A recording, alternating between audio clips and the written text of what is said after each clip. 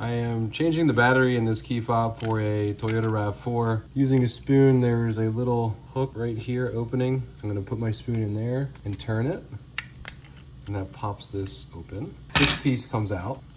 That's out. This also comes apart. See, the black piece comes off from the clear. Now this is powered by a Panasonic CR2016, and that's what I have here. I bought it on Amazon today. It came in one day, which was pretty nice. I'll put a link if you want to buy it. This Panasonic CR2016 comes out. So we gotta just use fingernail and pulled it out. Now I have my new one here. I'm gonna open this up.